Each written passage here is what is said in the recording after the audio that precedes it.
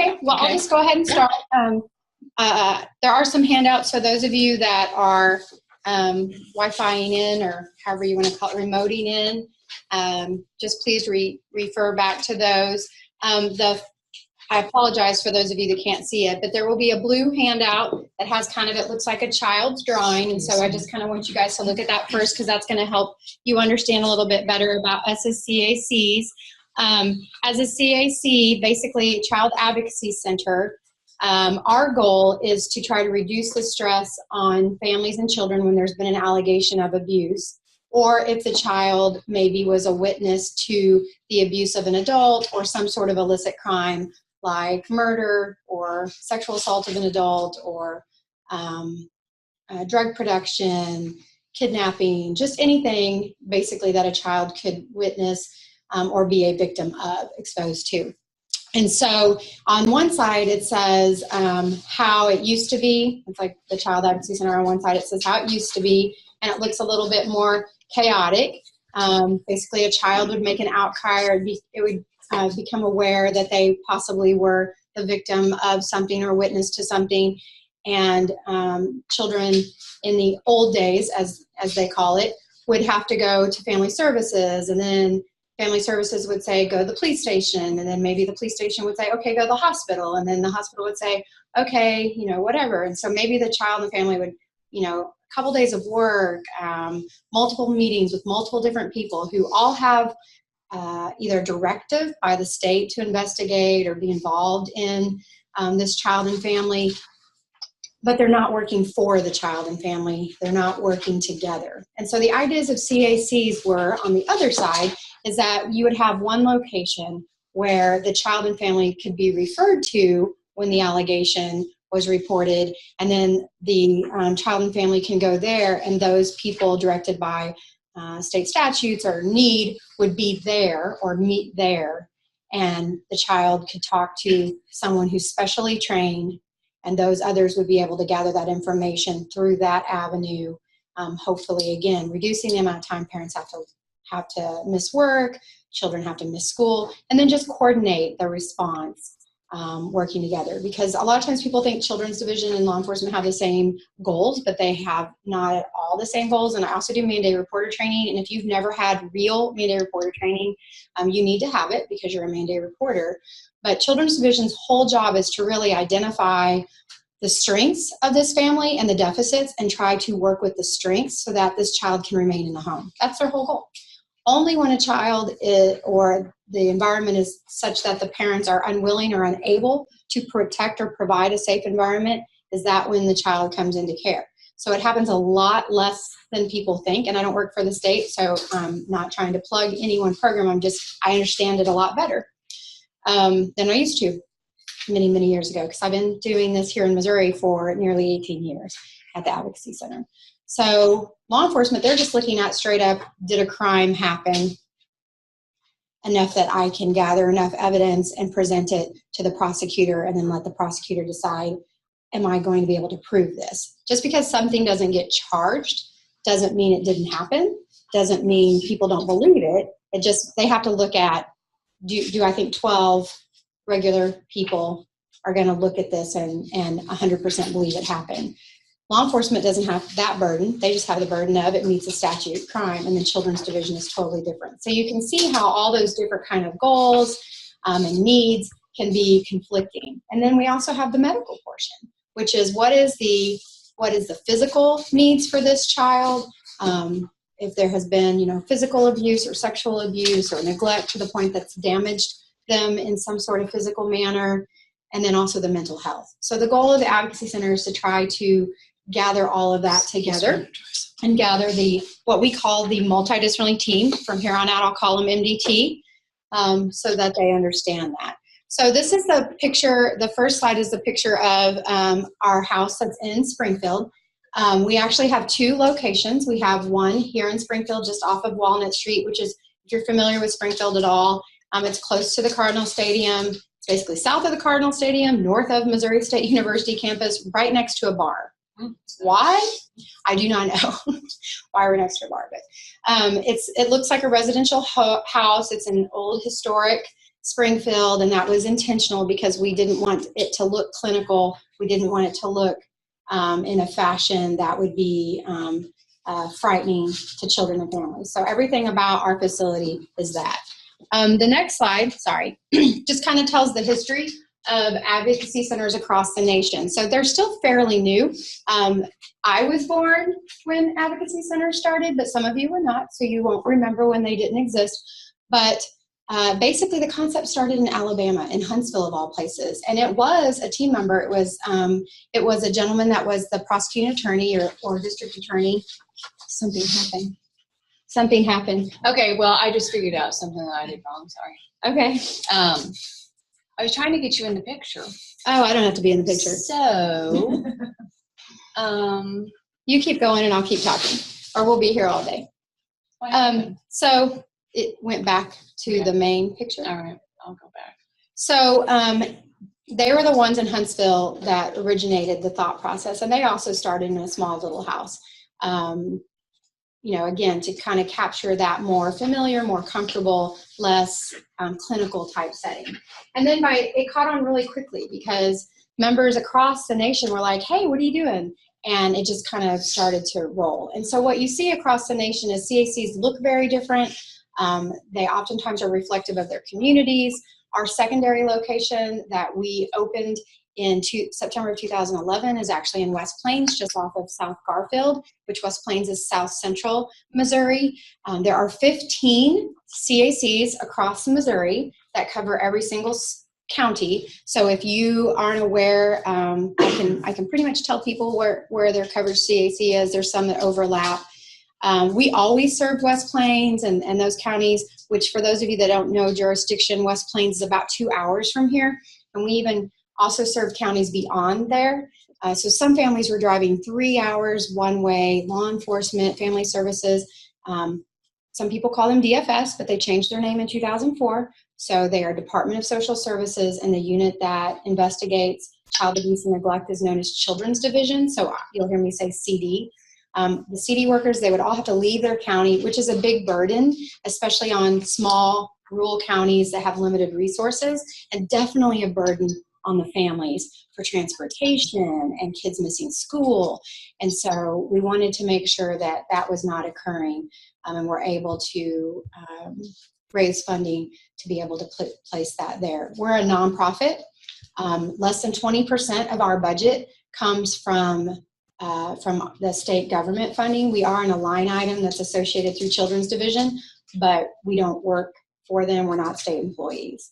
So at our facility, we actually started in Springfield in the Link Clinic, which was basically the public health clinic, and they were just doing medical exams. And I'll talk more about the types of medical exams we do. And then it became obvious that there needed to be that forensic interviewing component. So the two main services that we provide to children and families are forensic interviews and forensic medical exams. And then also we have child and family advocates that provide advocacy to the family. And they are willing to maintain their case with them as long as the family is requesting assistance. And most of that is just guidance and intervening, like trying to get more information for the family to help them through. All of the counties, because of the VOCA program, which is the Victim of Crime Act, all of the counties in Missouri have at least one victim advocate through the sheriff's department or the prosecuting attorney's office, or they share that now. There are some CACs that provide victim advocates that go to court. Ours do not here in Springfield, just because there's other agencies that provide that. So your CAC may look a little different. Some CACs don't have medical on site because they have large children's hospitals. So your CACs in Kansas City, CPC and Synergy, as well as the CAC of Greater St. Louis, and I think it's called Northeast CAC. It's at Wentzville, and they actually have a satellite in Hannibal. They all contract with basically the hospital, and they have specific providers. In Southwest Missouri, none of our hospitals have providers that provide the actual specialized examinations of a SAFE or CARE exam, because it's not the same as a gynecological exam. It's not the same as a rape kit. Those things are different than what is actually performed. So you have to have, in Missouri, you have to at least be a nurse practitioner who has a collaborative physician to be part of the Safe Care Network, have ongoing mentoring, and to be able to do those types of exams. So it's very specialized. I don't know how far behind am I. That's okay. I haven't actually gone that far. Oh, okay. I know, it's terrible. I did say 15. I didn't update to 2017. I forgot. My bad on this slide. I updated some other things. But I can tell you, we saw nearly 1,600 kids. You'll see that on another slide. I do not have the total in 2017 for all of the Missouri Child Advocacy Centers, but I don't know how you guys feel about the fact that 2 years ago we saw nearly 8,000 children. I know we saw more than 200 more children this last year. Part of that is because of a state law that went into effect to better address physical abuse and neglect of children under 4. Now when a child there's been an allegation of physical abuse or physical abuse in the home, maybe to another, and the child is under the age of 4, there's an automatic referral that Children's Division must give up to the child abuse pediatric specialists that are part of the Safe Care Network at large, and they actually mandate that certain things are done. And one of those are that the records must be reviewed by a safe care provider, or the child must be seen by a safe care provider, or there's also other steps that can be taken. So in Southwest Missouri, since CACs are the only place that there are safe care providers, our numbers have naturally increased because of that change in the law as well. I'm just kidding. That's all right. I'm trying to get some light. Our service area is 16 counties. So if you know what county you live in, some people actually don't. It's surprising to me. No, yeah, that's fine. You go on. So we serve Hickory, Cedar, Polk, Greene, Christian, Taney, Webster, Wright, Douglas, Ozark, Texas, Shannon, Oregon, and Howe. Okay, so Shannon and Oregon. I think I have people in Shannon and Oregon. I know Shannon for sure. And we share, Shannon also uses the CAC. They used to be in Doniphan, but they moved their main location to Poplar Bluff, so it just depends on what's closest for the family. And so we're standalone CACs, but we all are under the same accreditation standards, which is through the National Children's Alliance, if you want more information on that. So Stone didn't make it into that. Stone has their own CAC. Lakes area. We share Taney with them, and they serve Stone as well. Okay, that was Lakes area. Lakes, that's what they're called. Mm-hmm. They're called Lakes Area Child Advocacy Center, and they're located in Branson West. Yep.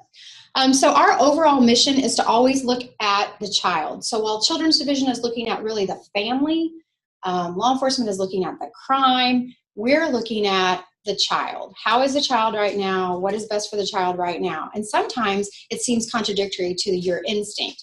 Sometimes it's not best for the child to talk right now.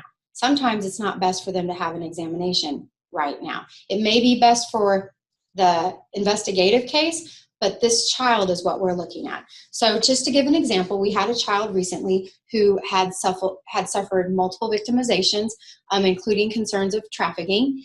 And she came, and she does not see that she is a victim of that.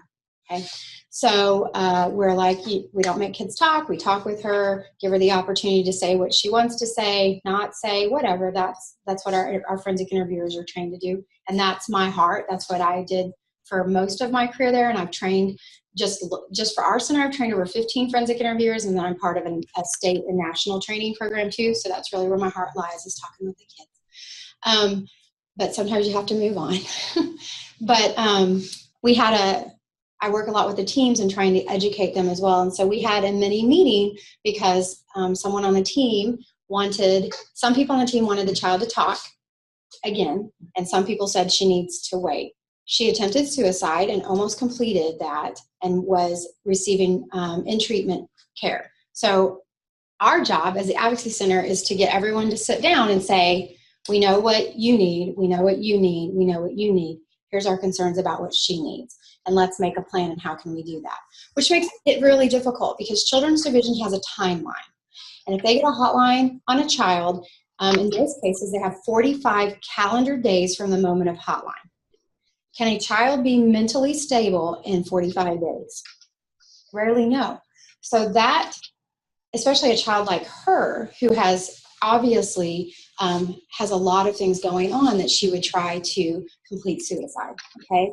So the tough thing about that is that if it's not done, regardless, that case will have to go unsubstantiated.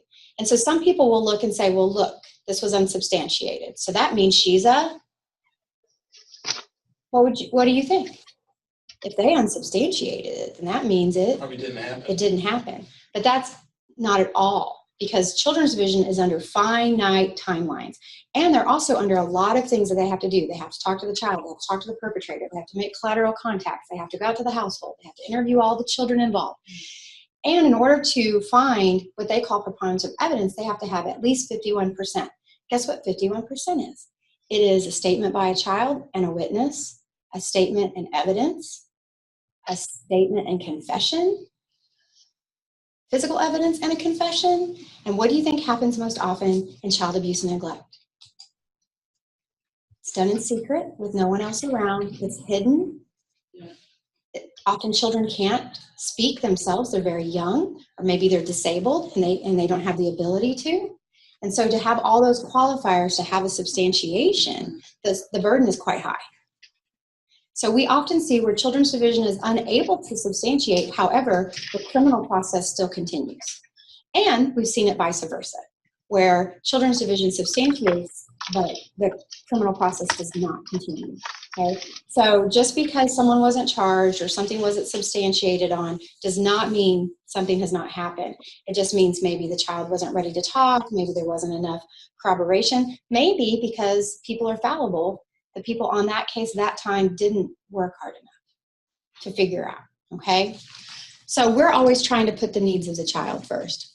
The other thing is that we hope every child, and this is a lofty goal, that's why it's our vision, we really hope that every child that walks through our door never comes back.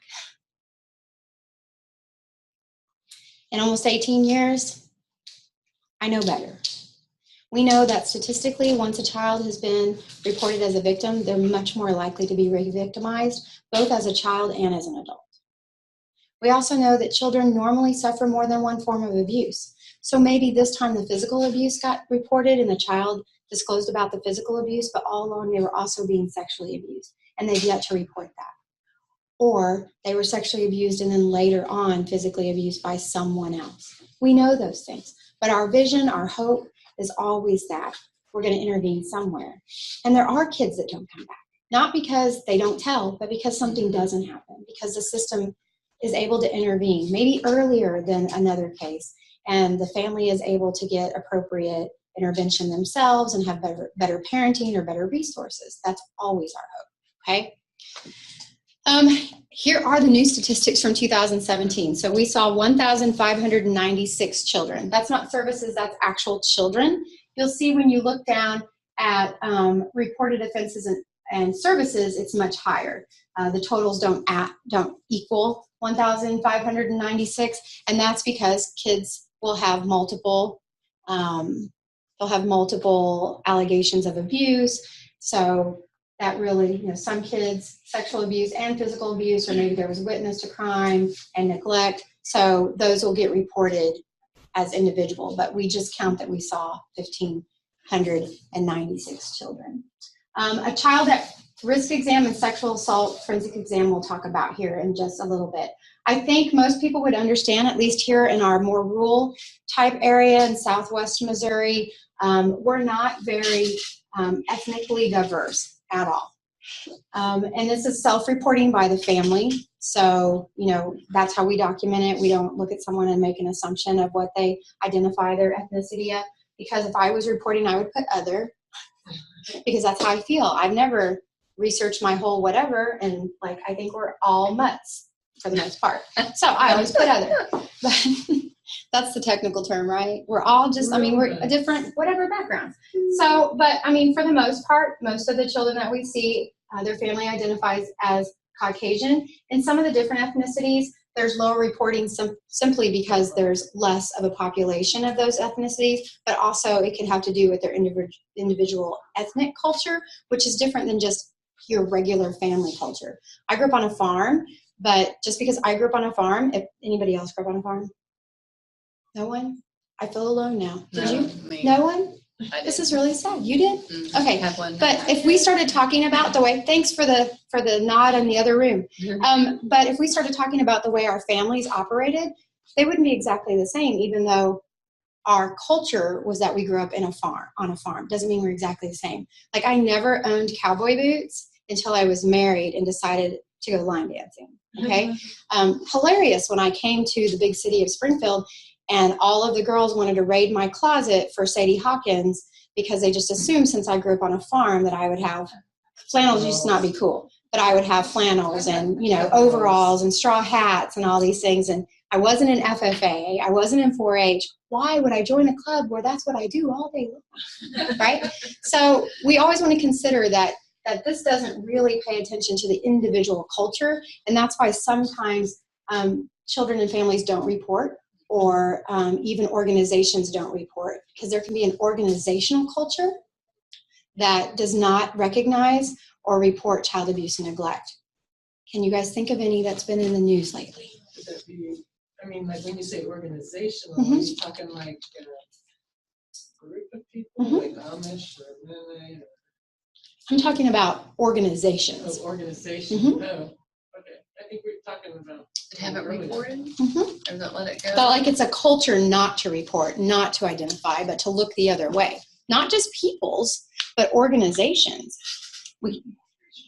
The Catholic Church is one, right? Catholic Church. I recently had someone that said the same thing happened. It was a big scandal in Australia for the Jehovah's Witness church as well. So I would dare say most organized churches have some pockets in the world that maybe not as an entire organization, but even at a local level. Also, schools. I was a school teacher. There's organizational failure to report in schools. There's organizational failure to report in universities, i.e., 2 very famous cases that have happened in the last 10-ish years. What universities? Penn State with Sandusky, which a lot of people I have found don't know, which just goes to show we're not paying attention. Because why are we so shocked about Larry Nassar? We went through the same thing with Sandusky. Larry Nassar and Michigan State University, both well-respected, highly educated people who knew and failed to report, and it becomes an organizational culture. So these numbers should be much higher, because while these are frightening to you, what you need to know is that about 1 in 10 of children in America before they turn 18 suffer some form of sexual abuse, just sexual abuse. 1 in 10. They say 1 in 3 to 4 girls and 1 in 6 boys, just sexual abuse. And that's touching. That's not exposure to pornography. And we can't even understand that. In 2010, they came out with research that said that the average age of a child's first time exposure to pornographic material was 10. That was 8 years ago. And with social media and the fact that parents are buying their children phones in preschool, kindergarten, I guarantee you that the age is probably half that now. We have seen children as young as 7, 8 years old who are addicted to pornographic images, and they don't even know how to describe it, but it changes the brain. Okay? If it's in the household and there are children in the household, there's a high danger that the children are being either victimized or negligently the children are gaining exposure, especially with the iCloud and all of those types of things. Okay, so the next slide. I'm sorry. That's all right. I was just going to make sure. Is everybody remote able to hear? We're still all right to hear? Thumbs up, somebody? Okay. I see nodding. Yeah, before you move on, the ethnicity thing, some cultures, it seems like the numbers are really low, but I'm assuming that once you get into maybe, say, like the Native American reservation or whatever, the number might then go higher, but it's culturally maybe just not accepted to talk about it. Right.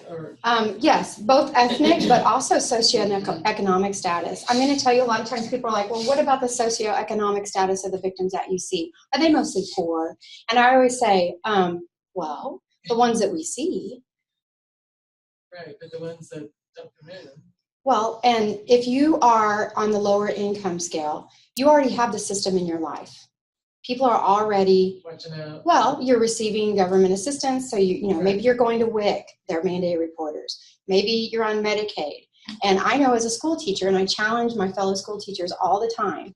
So, because I have children that are very different personalities. If you had never met me based off of my two oldest children, if one of them came in and said something that made you concerned about abuse, this one versus this one, the way this one acted and dressed and was much more withdrawn and kind of hung with the artistic crowd, if you get what I'm saying, more darker clothes. And you have this one over here that's the president of the student council and is on every sports team and is a straight A student and extremely sociable. And they said the exact same thing. Which one would you report them?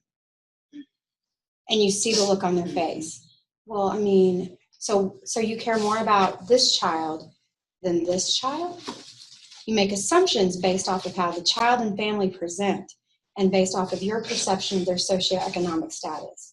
I see so much what I call privilege neglect. If I was smarter, I'd write a paper about it.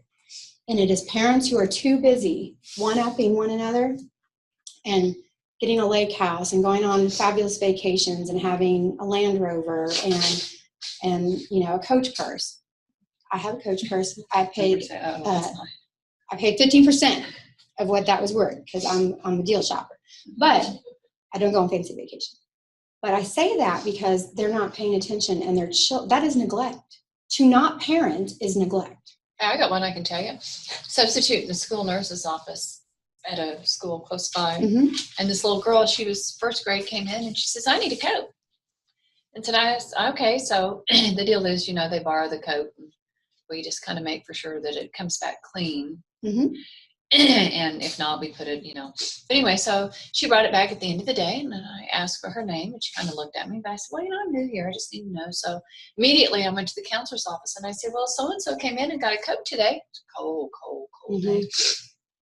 And she just died laughing, and she said, well, her parents live in one of the most exclusive neighborhoods in the Springfield, Ozark, Rogersville, Nixa, you know, area. Okay. So I said, well, okay. So I was there another day, and guess who came and wanted a coat? Same little girl. Mm-hmm. So I don't know whether nobody pays any attention that she gets in the car without a coat. My guess is they probably get in the car in the garage. But I was so worried. I was getting ready to send the coat home with her. And it's like, oh, no, they could buy the coat back. Which is assumptive. I sat in a meeting, and I knew who the child was. And it was a school meeting. It's a long story. But there were two children. And horrific incident had happened. And the school was trying to decide what they should do. And members of the investigative team politely said, nothing, stop, you teach, you provide safety, but this is not, you don't pull in other children. And, you know, and I always knew this, and no, you don't know anything. So you just need to slow down because you're not an investigator, but report anything you're concerned about. And then they started saying, well, I'm sure this family, I'm not worried about them because, you know, I'm sure they have insurance. They're on, and so they'll get proper medical and mental health, but the other one's on Medicaid. So, you know, I'm really worried about her. And in my head, I'm like, actually, because I know the case and I know the families, the one family has no insurance because they work really hard, but and they provide well for their children, but they don't have insurance before, you know, this is several years ago, they didn't have insurance through their work.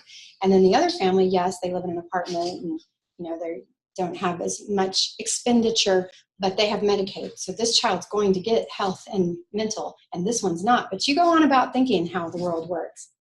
We'll go make sure she gets what she needs.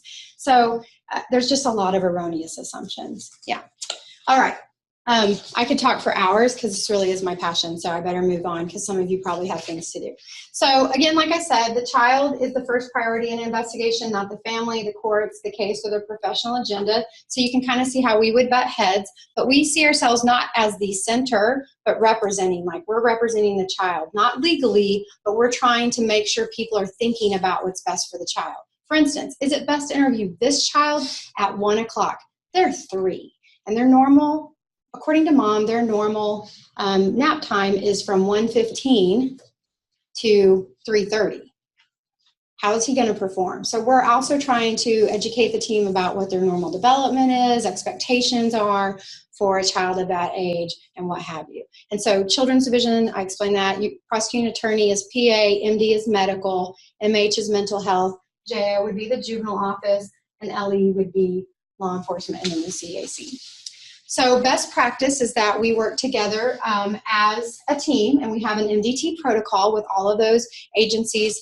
So we all sit down with representatives, and we have a protocol of how best to work child abuse and neglect cases, or cases that involve child as a witness, including that first responder interview with the parent as well as the child. So first responders, usually your patrol deputy or your officer, could be your children's division worker, could be an ER response person, but typically we classify responders as children's division and law enforcement, and then deciding if it's appropriate for a forensic interview, always considering the time for initial outcry.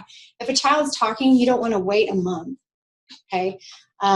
Yesterday we started out the day, we were going to see 6 kids. I think we saw 14 because we had a 5-sibling emergency and another 2-sibling emergency, and is that right, 7, and I said we saw 14? That's right, I got that right. Mm-hmm. And we saw all of that between 8:30 and 5:30, and we don't let families overlap, and we only have 2 service sites, so 2 exam rooms, 2 interview rooms, and we just really do a lot of trying to go at the the pace of the child and what have you. But we had concerns because there was a child that had been harmed and other children had seen that, and they were the only ones that are going to be able to say, because the caregivers are often the ones who are responsible, especially for children that are 4. And so knowing what really happened versus what's being reported is important for the safety of those other children as well. And then others were, there were allegations of physical abuse and sexual abuse on all of them. And they were, I'm trying to think. The youngest were 2-year-old twins, and then there were 3 sisters, and they were like stair-stepped. It was like 2-year-old twins, 4, 5, and then 7. And so they all need to be seen and evaluated and be medically evaluated as well. So sometimes we have to see them quicker because perhaps law enforcement has arrested the perpetrator. Sometimes maybe there's injuries, so those obviously need to be documented, evaluated, see if they need to be sent on to the hospital as well. Sometimes they need to be seen at the hospital first, especially if there's bleeding. If it's something that's supposed to have happened, if you ever have families that are like, my child told me that they were sexually abused, 3 months ago, 6 months ago, they do not need to go to the ER. Okay, there needs to be a hotline immediately. Unless they're complaining, or they're symptomatic of something, then they do not need to go to the ER. They will sit there for a really, really long time, and then most ERs can't provide the appropriate service anyway. Next. So we want to reduce the number of interviews that a child goes through in the process. So a forensic interview is recorded, and it can be used in court, but it does not, hear me when I say this, does not replace a child's testimony. I used to teach government and history. It's awesome. You don't love it, you didn't have the right teacher. And what you have to know is it's one of your basic constitutional rights to face your accuser. And it doesn't matter if your accuser's 4 or 44. Okay, so they have what's called the right to confrontation. Where the forensic interview comes in, that's really important, is first it's done in a safe environment. It's just the interviewer and the child. The questions of them are asked that are developmentally appropriate, non-leading, which is not how court proceedings go. And oftentimes court may be 2 years, 3 years, 10 years, 12 years down the road. And so the triers of fact, whether it be jury or judge, will be able to capture and see how that child was, what they said at the time. Things fade in our memories over time. And in Missouri, there are some crimes that have no statute of limitations. Most of our sex crimes have at least, it's 30 years past their 18th birthday. So that's a very long time. So I have cases, because I've been there 18 years, literally, we have cases where it's the same perpetrator that was involved in a case, unrelated, the 2 victims don't know each other 10 years ago, but for whatever reason that case wasn't filed on, or maybe the victim wasn't cooperative at the time. Now there's a new victim, and law enforcement will want that old information again, they may contact that family or that victim and say, hey, we're just wanting to talk to you, and they may charge them together now, okay? So because of the statute of limitations. So it's very important to maintain that. When we do forensic interviews, we make the most natural conversation or unnatural conversation look natural. We talk specifics when I'm talking to kids. When you're talking to kids or getting information that you're concerned about abuse, all you have to know is, am I concerned? You don't have to know the finite details. But as a forensic interviewer, that's our job. That's where we come in. And we have specialized training that teaches us the techniques that are research-based, developmentally appropriate, linguistically appropriate, and legally sound. And so we do not ask leading questions. I don't say, did your mommy lick your pee-pee? Like, this isn't, or I don't say, someone hurt you? Was it mom? Was it dad? Was it grandma? Was it grandpa? Those are not appropriate things to say, okay? And we know, just because this is the way I was a school teacher, if I asked you what the capital of Wyoming is, do you know? Don't whisper it, because adults are not good at this game. You picked the wrong state. Wyoming. Jackson? What's the capital of Wyoming? Cheyenne. What's the capital of Wyoming? Do you think either of them are right? Possibly. Do you think either of them are wrong? Possibly. She is like Switzerland. Okay, so they're neutral. Oh. Okay, so why would you hesitate that one of them had the right answer? The rest of you. I don't know. Because you're not sure about the answer. And what did I do? I asked the same question again, right? And I would have done it even if she had been right. It is Cheyenne, but if she'd have said Cheyenne, I still would have gone to him and said the same thing. And so you as educated adults started, some of you are like, I think it's Cheyenne. He said Cheyenne, but she didn't take that, so maybe it's not. So you as an educated adult, speaking to an educated adult, questioned yourself. So when you ask a child the same question, we've been taught that if they say the same answer, it means it's the truth. No, it means they think they're wrong. So many kids will change their answer because that's how we teach them from little bitty. Okay, they're conditioned that adults know everything and kids know nothing. They will even question their own experiences. So we want to reduce the number of times they're asked the same question because they think they must have got it wrong, because that's how we train them in preschool and regular school. We want to make sure that we're not asking leading and suggestive questions or questions that get them to say the answer that we expect them to say, okay? Sometimes just who talks to the kid, right? Would you tell anybody go on vacation? I'm just asking because I don't. Good to go. Okay, so was it someplace fun? Yeah.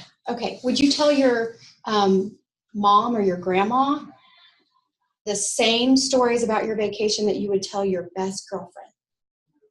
Yeah. You would?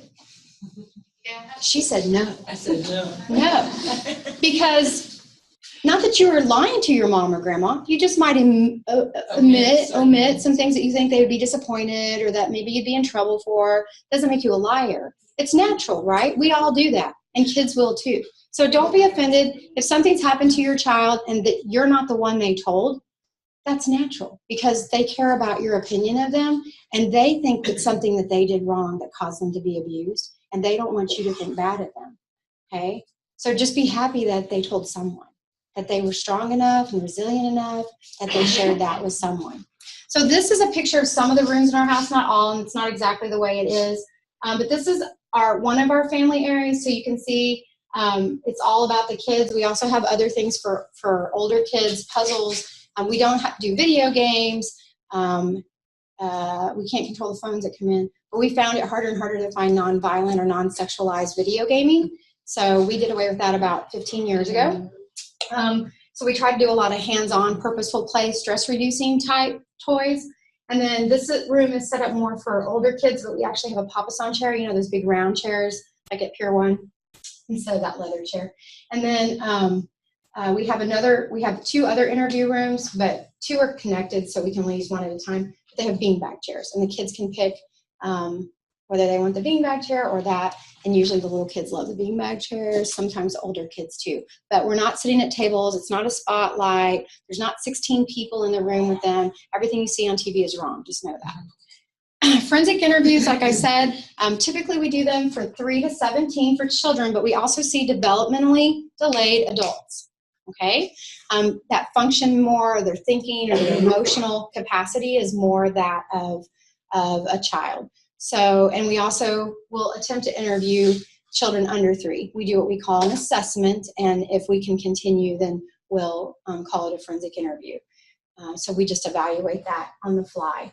So it's neutral, it's open-minded and objective, it's fact-finding and detailed, and it's research-based. The only people that can make referrals to child advocacy centers are Children's Division, Law Enforcement, and Juvenile Office. So that is why you as a mandated reporter must make the hotline. Besides the fact that you're mandated to by the law, okay? You must make the hotline.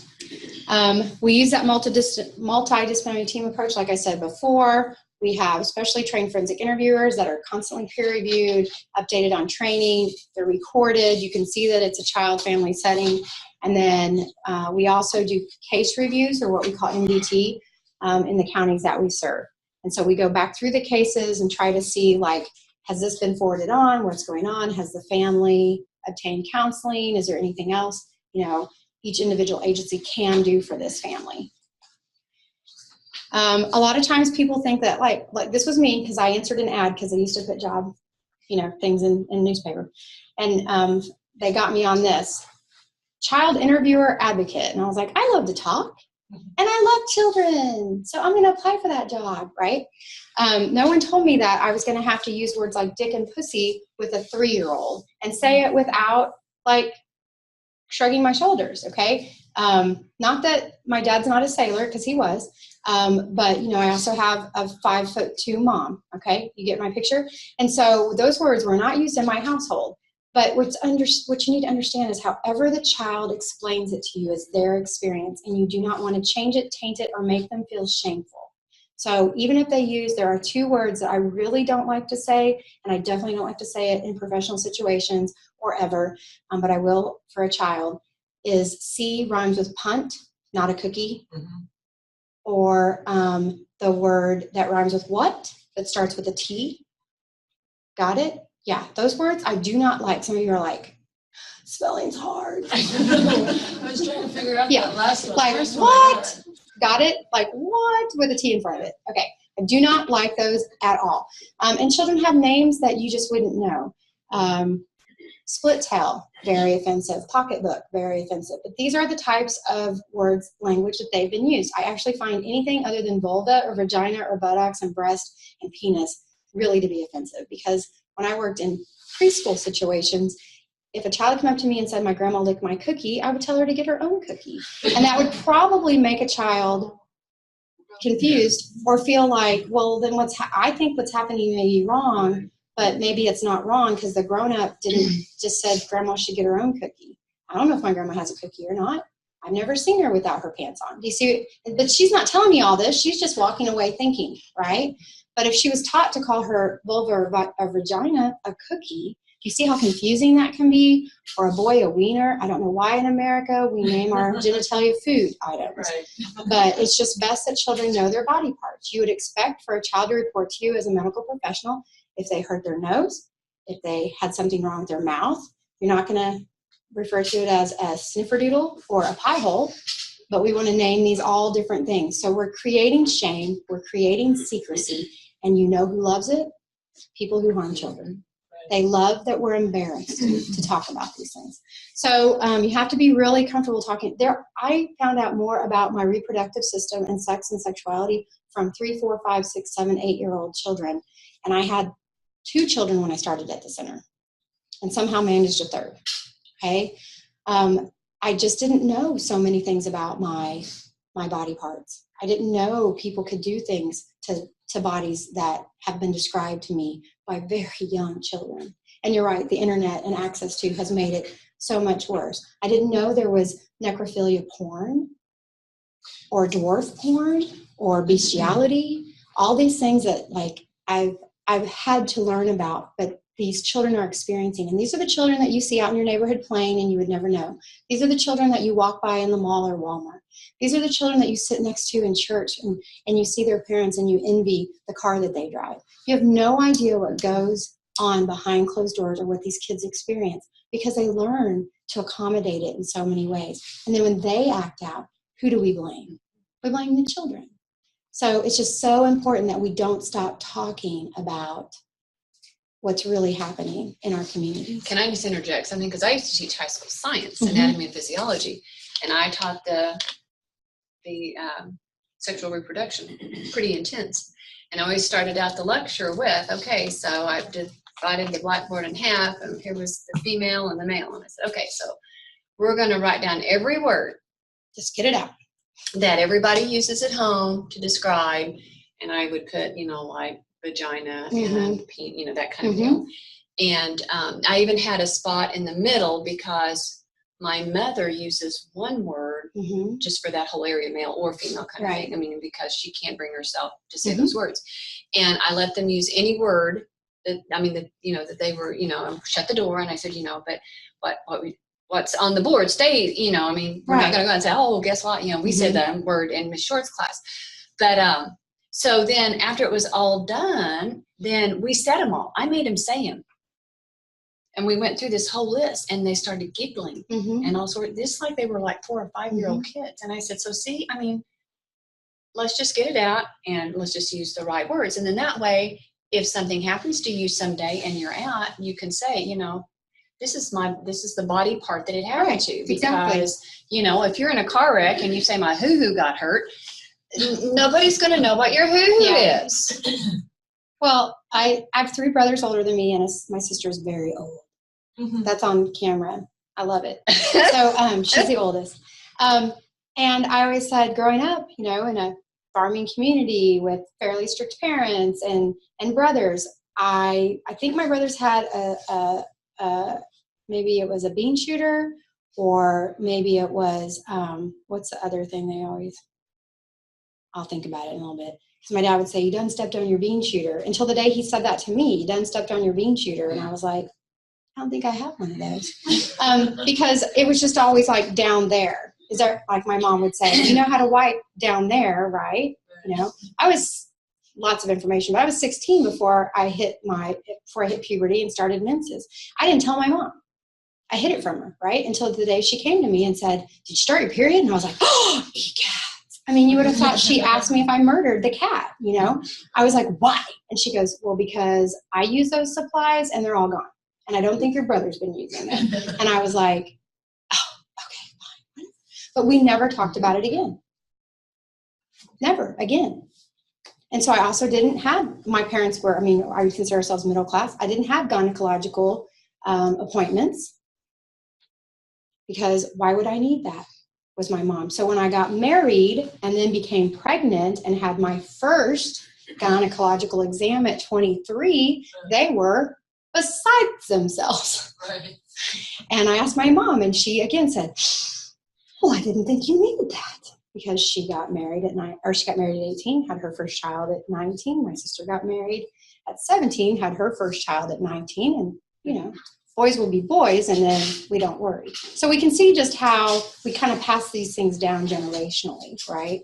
Okay, next. So young kids you have to think about too, because they see the world so differently than we do. And I just laugh when people ask kids questions. And if you ever really want to see how bad adults are, just Google court transcript of young children, because you can see it if you're looking for it. They'll say, were you in school when that happened? And the child's talking about being molested at home. And they'll go, no, I wasn't in school. And they're like, see, it was supposed to be during the school year, but the child just said they weren't in school, because the child takes it literally. Younger children are very egocentric. They only see the world from their experience. So you say, where was mom when that happened?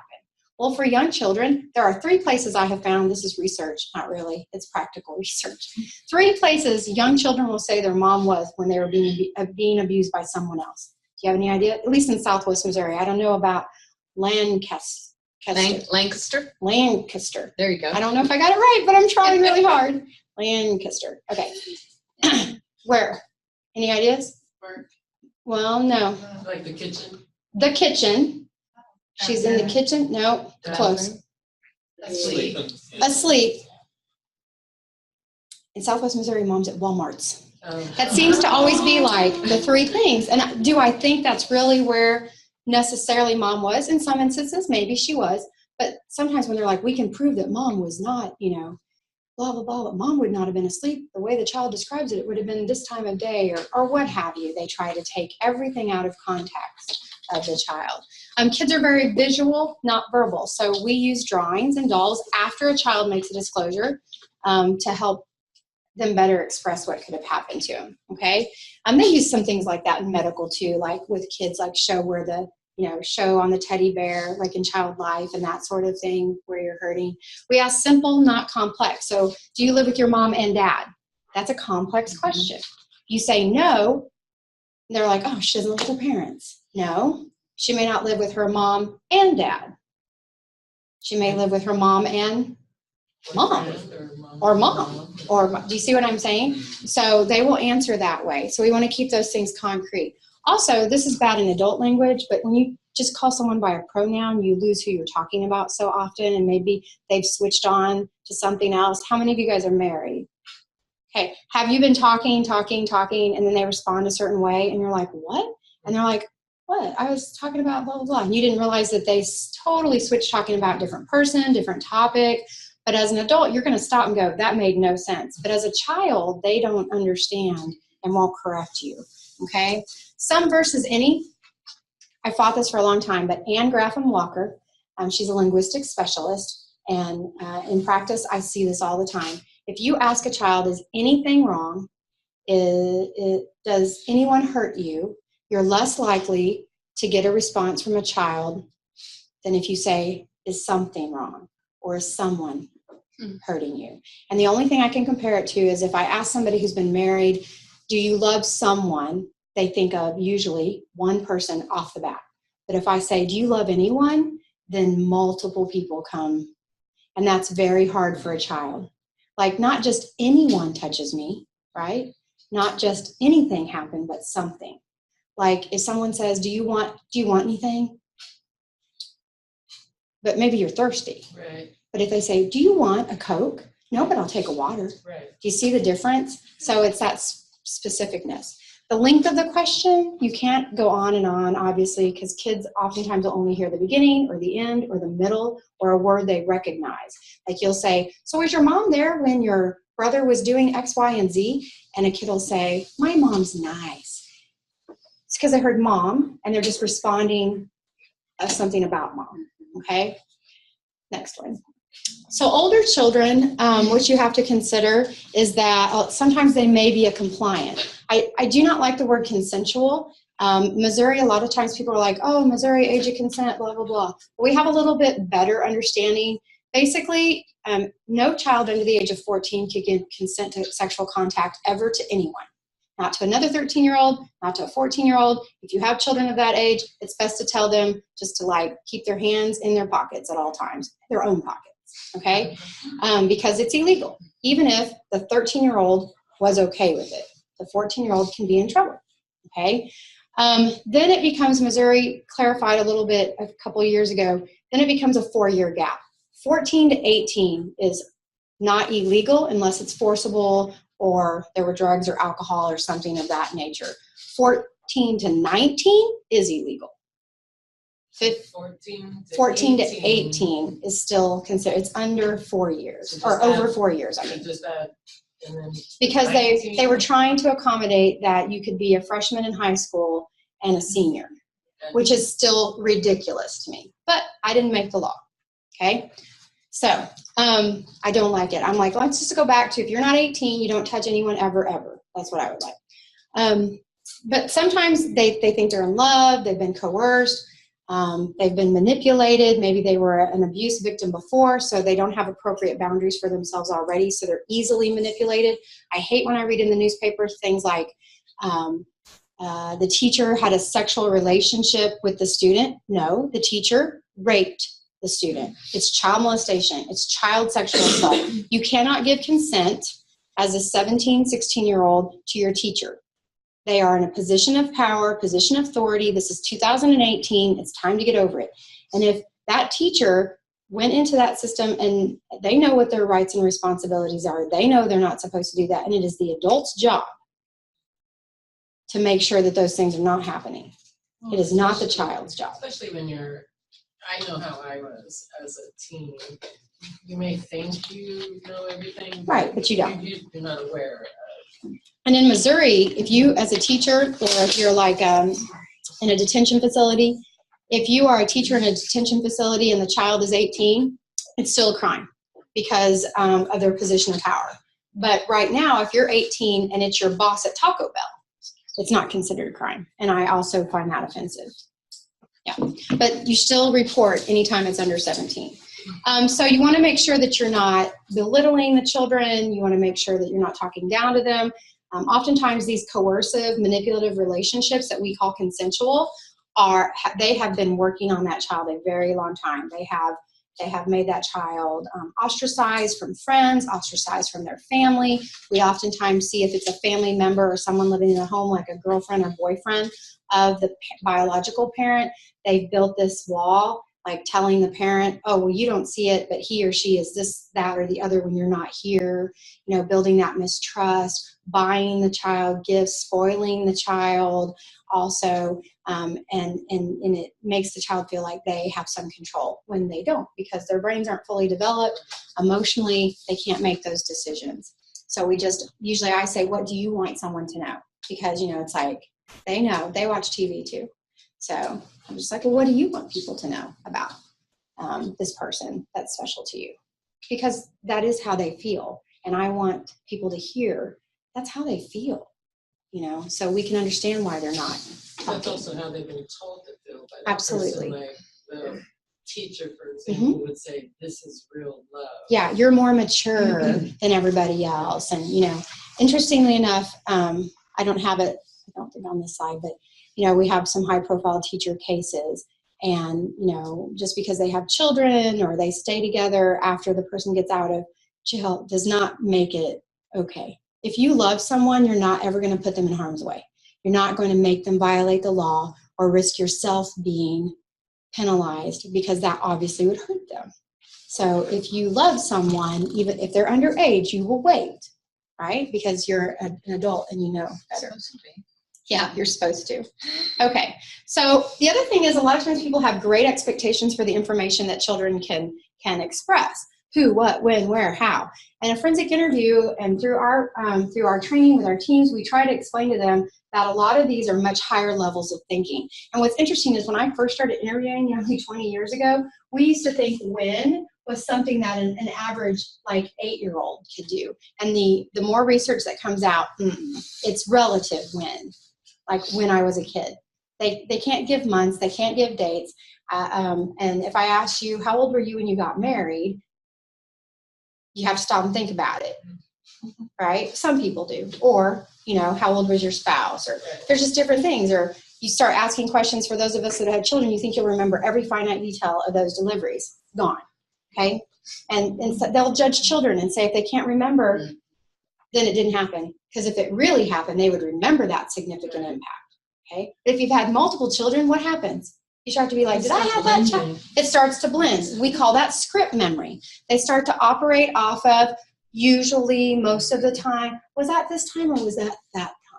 Or they don't understand. They say, has someone ever touched you? So did he ever touch you somewhere else? And you're talking about a specific incident. And they said, yeah, he touched blah. And then later, it sounds like they're contradicting because they were actually responding that, yes, another time, but kids won't interject that. And everyone's assuming they understand each other's language. So we always want to be cautious. The other thing is if many children don't report immediately.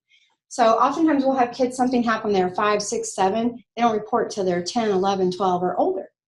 Well, the way the brain works is it gets encoded onto their memory, into their brain at the development they were at the time it occurred, not at the time that they're reporting it. And so maybe you're looking at them and they're 12, 13, and you're thinking, well, they should be able to tell me who, what, when, where, how. But it happened at 5. So really, let's go back and look at who, what, one time, more than one time, maybe where. You know what I'm saying? But not everything. Aren't you also dealing with suppression? I'm not a therapist, and so, there's lots of different theories of thought about that.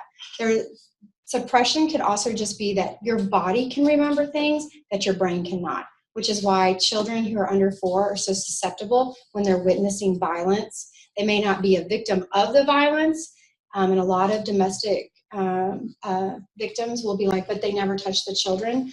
But that impact of the violence in the home still impacts their body, their brain development, and everything else. And when you look at like the ACEs study, the adverse childhood effects, that's why that's included in there. So, okay, next one. Sorry. All right. So we don't ask leading and suggestive questions. I'm going to kind of skip through these PowerPoints, but we don't say like Uncle Joey touches pee-pee, didn't he? Because you're looking for the child to listen to your statement and agree with you. But this is exactly what a cross-examination question in court is.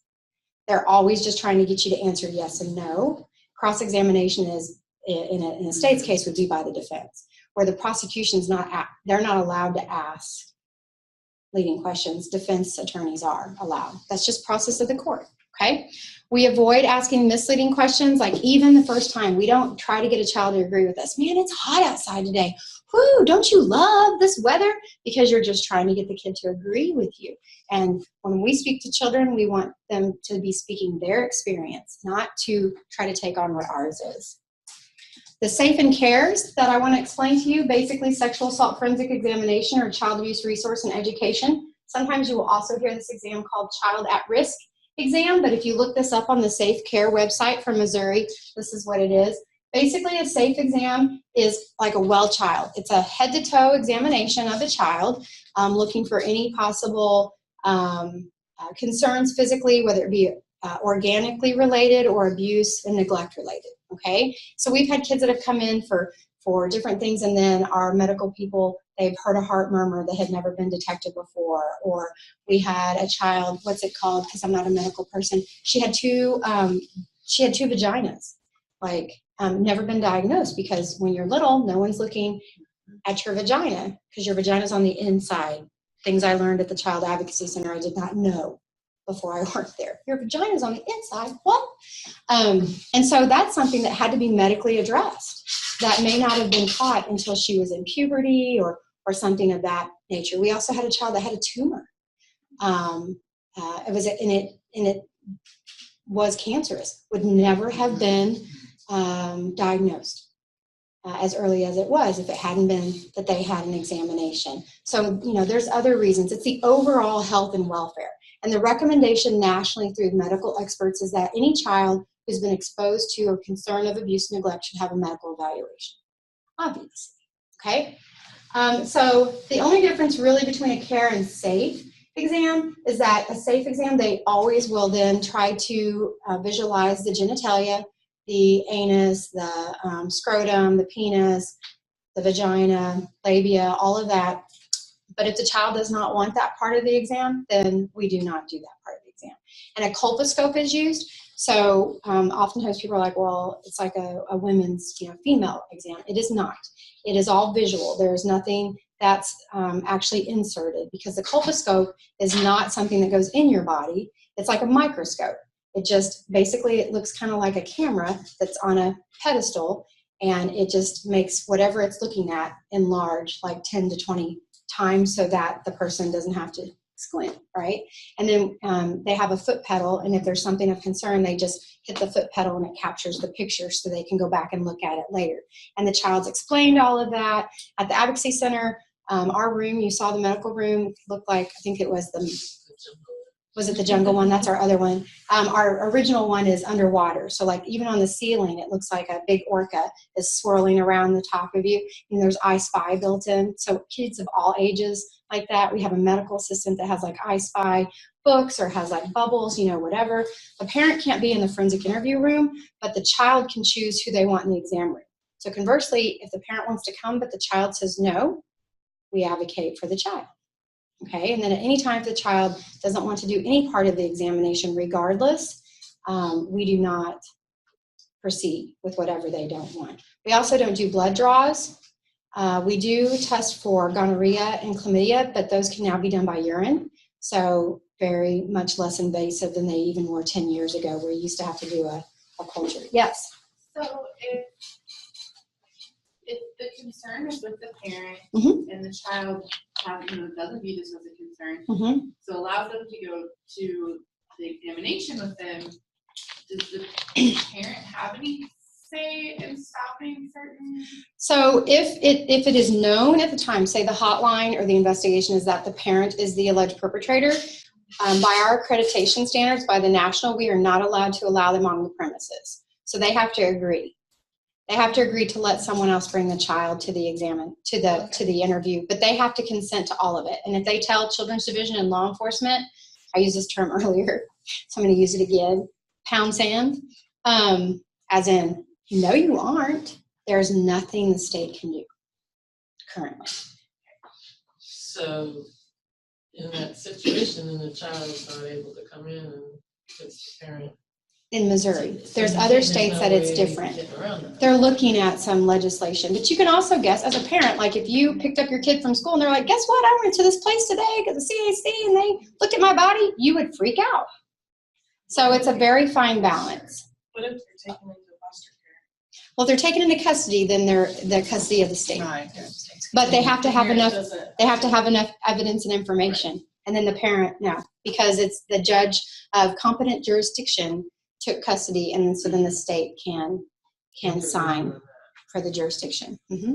Yeah, but usually the kids are not in custody, and they're needing the medical or the forensic interview to find out what has happened. So it is difficult balancing that. Yeah, but it's still a head-to-toe check. Usually, if there's been no concern of sexual abuse at all, no history, either with the perpetrator or with the child and family, then we would do a care exam. And again, that's a head-to-toe. Physical abuse, neglect, drug homes, those types of things. We had kids on last week from far, far away, and one little girl had petechiae around her neck. She was about 7, I think, and they all had bruises, whelps, and belt loops, and the whole 9 yards. I was not working the case. I was just helping out because I love kids, and it's a little crazy day. And so I went down to help and play, read books and I Spy and stuff just with all of them while they were waiting, because they were there for 5 hours. I had no idea what the allegations were. I knew they were an emergency, so I figured either they were in the home with a perpetrator or they had injury. And when they left, they started telling me, the other investigators were telling me, asking me if I'd seen the pictures, and I was like, no, I never saw a mark on any of the kids. And they said they were completely covered. I spent hours with the kids, but with the clothing and everything else. And there had been multiple hotlines, and the family had always refused to allow Children's Division in the home. The school just kept repetitively hotlining, which is the right thing. Too many people give up and say, well, they never do anything. One more call can make all the difference. Those kids are in state custody. I slept good this weekend knowing that they were safe. Okay, they were sweet. All right. Yeah, about made me cry twice today, and that's unusual. Well, I've cried already once today. I'm just soft now. I've been doing this too long. I kind of talked about this, about our nurse practitioners and what the colposcope is, so I'm going to skip that one. So I forgot to ask you, but now you see the answer. Dang it. But the national average for positive findings in a medical exam for SAFEs, for sexual assault, with confirmed penetration is between 4 to 8%. So a lot of people think, and I hate because you're like the only guy in here, but this is the example. Go for it. So a grown man's penis that went into a 3-year-old's vagina did nothing. Now what we said is that there's no findings because, again, that part of the body has the same elasticity tissues. Like if you think about the inside of your mouth, it heals quickly. That part of the body is also on a female's made to stretch. So is the sphincter. So let's consider all of that, right? And quite frankly, as females, we have babies that come out through there, and you can't tell that either. So what's this going to do, right? It's kind of, but yeah, we laugh, but people think that like there's this sheath across the vagina because of all of the cultural myths of virginity. And that's false, but it's still to this day, people have that. And so another reason we do exams is because kids need to know that it's normal to be normal, that no one, it's your right to share. So growing up, no one's going to know what's happened to you simply by looking at you in 96 usually percent of the cases. Okay. All right. Basically, any child that's alleging penetration, any child that's alleging being touched in their genitals, or which I would include breasts, or even oral sex, because oftentimes kids incrementally disclose, so they may feel more comfortable disclosing about on top touching, but not sure they want to tell you, so we just go ahead. Any child that is nonverbal and we have concerns of sexual abuse, any sibling of a child that's made a disclosure and has had contact with the same perpetrator, and then any child that's lived in the home at the time with the child, that we have concern about or may have contact with that perpetrator. What about child care, or maybe even if they had like a sleepover or something? Yep. We would recommend those people. We would recommend. We would recommend, but that doesn't mean that they're. Usually, law enforcement's going to continue. Children's Division won't have jurisdiction if there's not been an allegation for those other children that maybe slept over or were like nieces, nephews. Law enforcement, it depends on the county, depends on the agency, but we would always recommend. So he also, or she has access to nieces and nephews. Bus driver, we've seen literally classrooms before. Yeah. Okay. I already explained that too, so sorry. So one of the reasons why we want to do a head-to-toe checkup is because oftentimes injuries are hidden. They can be on the soles of the feet, like I said, under clothing. There's just finite things like fingernails, just different things that, a trained medical professional who has the advanced training in recognizing child abuse and neglect concerns. Most of your ER docs, they don't get this kind of specialized training, not even your pediatricians. We don't have any pediatric child abuse specialists in Southwest Missouri, not a one. None. Okay, so it's highly, highly important that they are seen by someone that can recognize. There's an app that I recommend for everyone right now that's free. It's called Child Protect. I think that's what it's called. I say that, and then I'm like, oh, it's got a handprint, and it was actually devised by a pediatric child abuse fellow. He made it for Missouri and Texas because he actually did his fellowship in Texas, but he works at the Children's Hospital in Kansas City. His name's Dr. Jim Anders, and it has a medical component and kind of a lay person. So, Child Protect. It's fun to play with, like making up. And I would recommend it for ERs and everything else, because since the law change that I spoke about before, we have had cases where children have presented. Like we had one, it was an 8-month-old, and the allegation or the concern presented by parent was that the child had fallen, had pulled on a playpen, and the playpen knocked him in the head. And he just had like a contusion, but nothing really serious, right? Nothing serious. And in history, the parent was talking about that he and his wife were splitting or what have you, and that a couple months ago she had thrown him across the room and he had hit his back on a wall. Okay, but there was no bruising, there's no concern, and they released the child. But they were concerned because of the allegation about what dad said about mom from months ago. So they made a hotline, but the child was released. And they did no further testing because there weren't any outward signs. Okay, long story short, because Children's Division has to follow that law, and they send it to the child abuse fellows, they basically immediately write back and say that child needs to be immediately evaluated with a skeletal survey, head to toe, nonverbal, physical abuse in the home, even though it was in the past, and the ER doctor argued with them. Then so did the child's pediatrician, because they are taught what about radiation?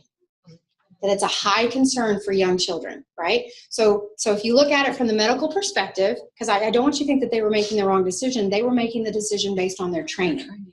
It is the wrong decision, but based on their training, which is if you have no cause physical to expose this child to radiation, you don't, because there's no outward injury. They're not symptomatic. The child had healing multiple fractures in the body when it was finally done. Okay, and there's more stories, but you can see, it's like, oh my gosh, that law is doing exactly what it needed to be doing. But if I had typed in everything on this app, like looks kind of like handprint. I don't know if you guys can see that, but it has a little handprint. You type in what it says and it'll tell you what needs to be done, and even like in medical terms, because I'm not that, exactly what tests need to be run, and any other children, if they're under a certain age, what should be done for them too. So it's pretty cool.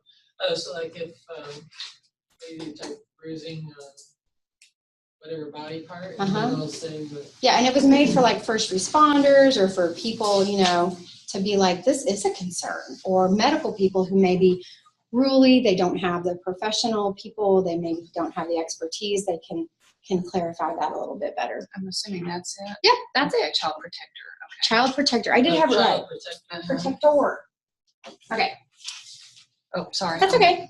Turn that down. So we've kind of talked about signs of abuse, but obviously a lot of times there aren't any outward signs. And there's a laundry list of other, but these are just some things you might see. Some kids will fake illnesses. I have a headache, I have a stomach ache, I don't want to go to so-and-so's house, I don't want to go to Christmas, Thanksgiving, you know. Some kids, they become depressed, very apathetic about life in general, extreme changes in behavior. We talked about suicide being a concern. Some kids have low self-esteem, but you may not see a change in a child either. Some kids are on the opposite end. To you, they're high achieving and you know, they've got it all going for them, but again, behind closed doors. So it depends on the child, individual child, and you can have abuse happening in the home and have one child responding one way and one child responding the other, okay? We also see sometimes, like, I think it's other signs, maybe poor peer relationships. You can go to the next one. Maybe a sudden drop in school performance. I always say, they're like, well, she's just a runaway. Well, what is she running away from? Like, that's always my question. I mean, my dad grounded me till the hair grew past my ass when I was 16. That was 30 years ago. Did what? Grounded me till the hair Oh, grew past. okay, gotcha. He was in the Navy. Okay. Gotcha. So that's what he said when I said, Right. how long? And that was his answer. And I tell that story because, like, I was grounded, right? And I never once thought about making up an allegation of sexual abuse or physical abuse. That is also one of those erroneous things that I think we attribute to teenagers. What I do see is a lot of times kids are being abused or have been abused, and when they get to be a teenager, they challenge authority. And so now you grounded me, and I have seen this. You grounded me for being 5 minutes late for curfew, but you come in my room and touch my boobs at night and ejaculate on my carpet, and that's all right. Like, that's what happens. And so then they I'm done. I'm tired of, it's unfair, right? That's how their brain works. But people say, oh, well, she got grounded, so she made a false allegation. Now, do those things happen? Yes. But statistically, less than 1% of the time, when a child makes an allegation of sexual abuse, when the child makes the allegation, is it falsified.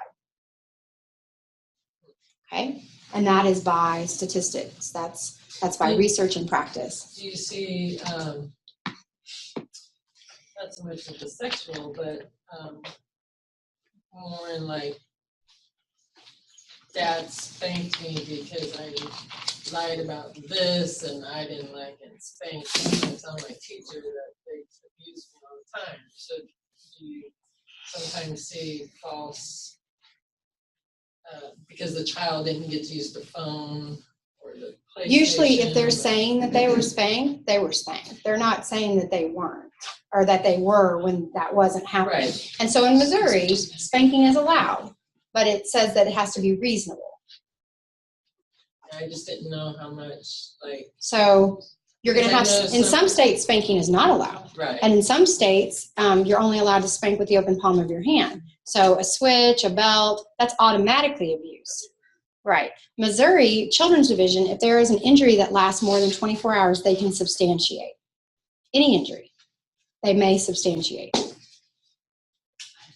And for me, I'm always going to hotline a blow to the head, a blow to the abdomen, or any injury. Well, especially if you see, it's definitely physical.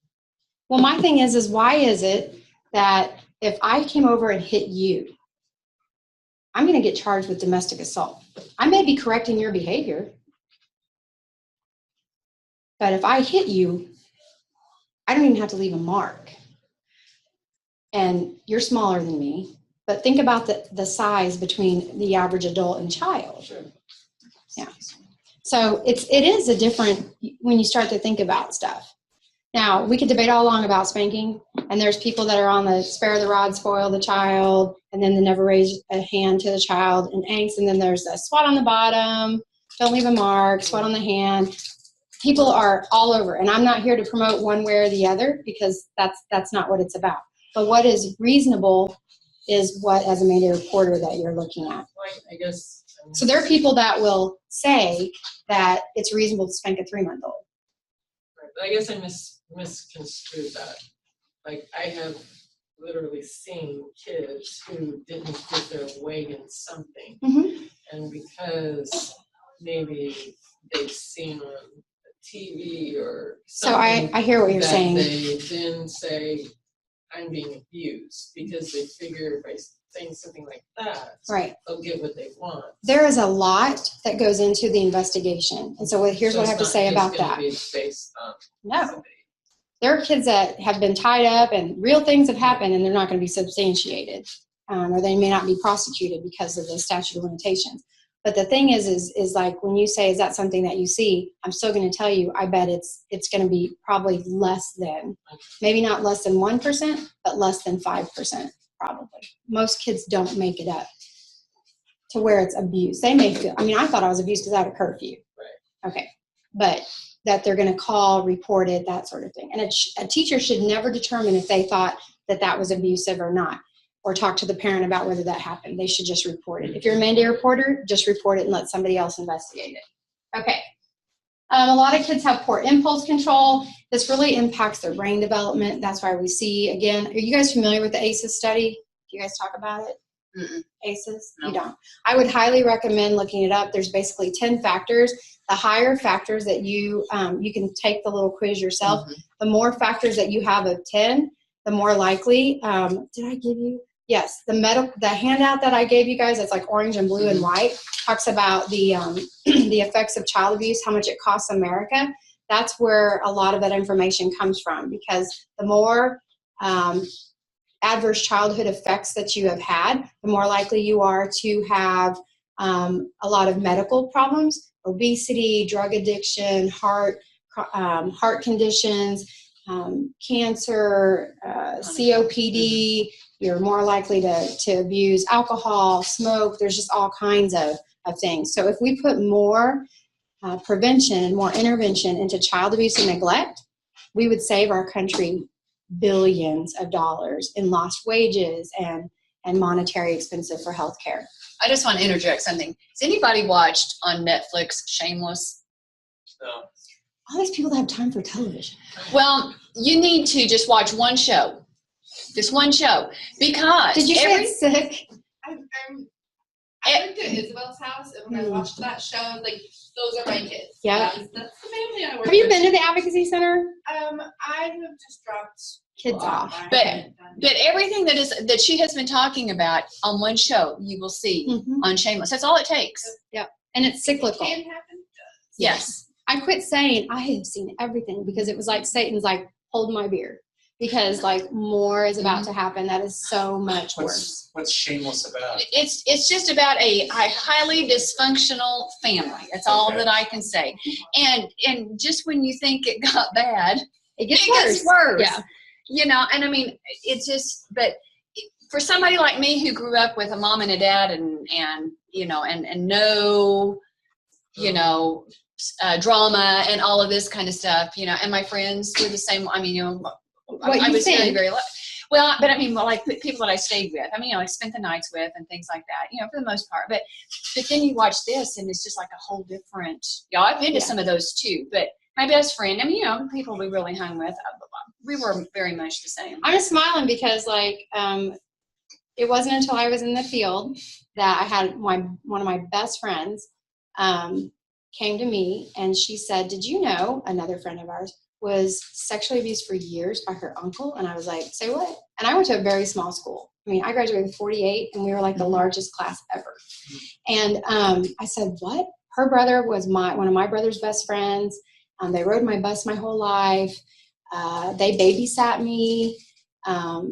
again, it wasn't her parents, but I grew up with her, literally grew up with her. She was an accomplished pianist, was on a full ride scholarship, double major to Wash U. She was like always going places, and it bowled me over. No idea. And she was like, yeah, she goes, every time he would come in, she would always have me come spend the night because she's like, I didn't know it at the time, but she was trying to self-protect. Have a buffer in between her. Yep. And that mutual friend has never disclosed to me. And still high achieving. Married her high school boyfriend, never dated anyone but him. Like there's all these things that I'm like, and she was classic type A, list everything she can control. Crumble one day. You know? So would that child protect if you looked at that? Would that send up flags or? Not with what I would have known at the time. Yeah. So, okay. So who are perpetrators in a child's life? What I want you to know most often,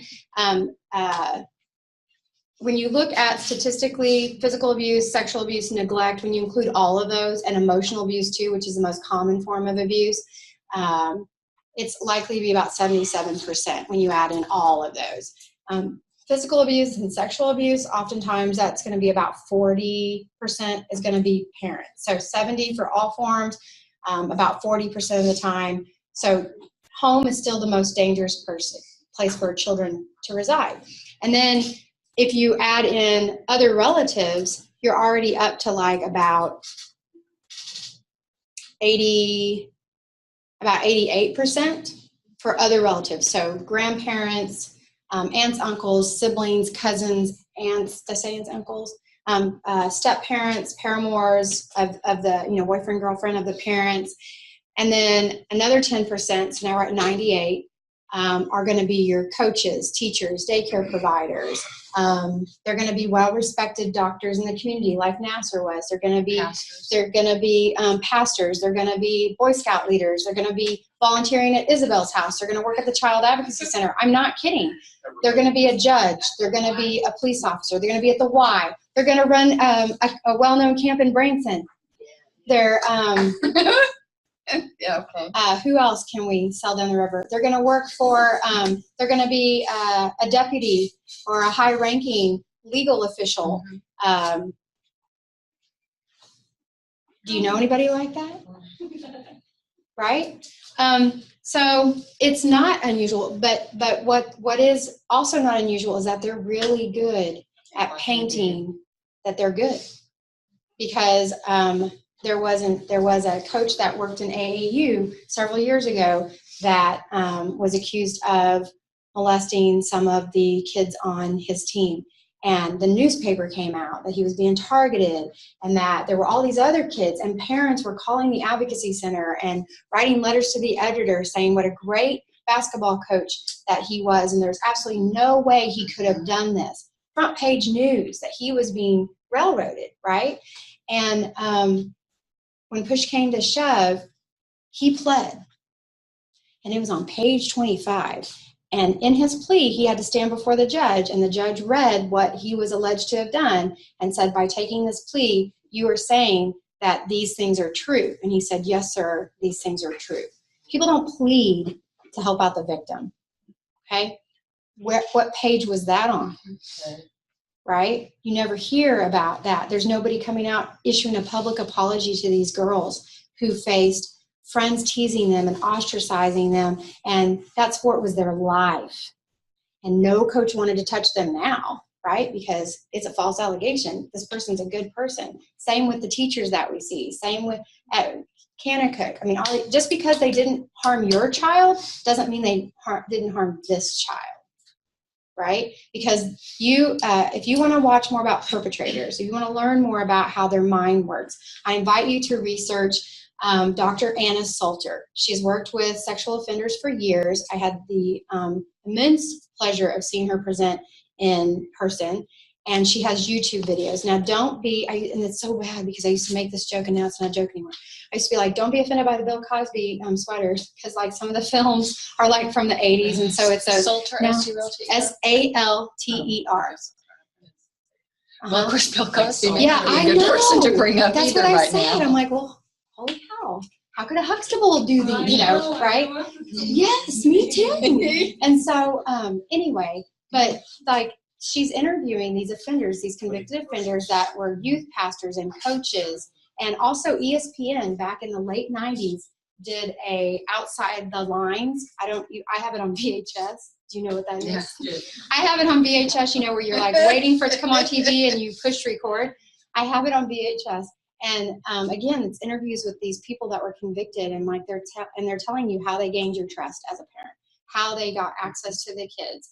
I offered, you know, I picked the single dad or the single mom that's working 2 jobs, and I said, hey, don't worry, they can hang at my place when we get off, you know, when we get done with practice. I know you had to work late. Oh, it's just easier for them to spend the night. They don't do that the first time, right? Or they may do something innocuous. It may make the kid feel really uncomfortable, and they say, they're kind of weird. And you're like, what? They're just silly that way. They just love kids. They're fine. And then I'm like, I'm the person that the kids like flock to. That's me. And I'm always thinking, hands are up. My hands are up. But I mean, kids also will get an inky feeling about someone, and we as adults will talk them out of it. Stop talking your children out of it. Dogs and kids know better. Dogs and kids know better. Ask yourself why. So if a child comes to you and says, that person's mean, or I don't want to go over there, don't lead with what we do as parents, with it's our need. But I got to work, or I need to go to school, or they're really nice, or they didn't mean anything by it. Say these words. And if a child discloses something to you, don't question whether it's true. Say these words. Tell me about that. It's non-judgmental. It's not leading. Because if a little girl comes up to you and says, my grandma licked my cookie, are you going to be like, did she put something in your cookie? No. You're going to be like, that lady Mickey said cookie could be vagina, right? You're going to say, tell me about that. And maybe she said, she picked up my chocolate chip cookie that my mommy just made, and she licked it because she wanted it. Okay, I don't have to hotline that, right? As they're both, tell me about that. But she told me not to tell anybody because people would say that she was bad. Okay, so tell me more about that, right? So where were you, or what else happened? Something varied. Did something else happen? But you don't want to jump to there's nothing to it or there is something to it, because both of those can put kids in predicaments, as well as the adults. As an interviewer, I've always felt like it's my job to provide procedural fairness to the accused. I don't assume just because a child referred to the Advocacy Center that it did happen. My job is just to allow the child to express their experience in their development, in their language, in their time. That's pretty much all I had. It was over, but they were very questioning. No, but it just, my brain just, when you come and talk about all this, yeah, okay. It just. And it's always different because it depends on what cases we've had at the center where my brain is at.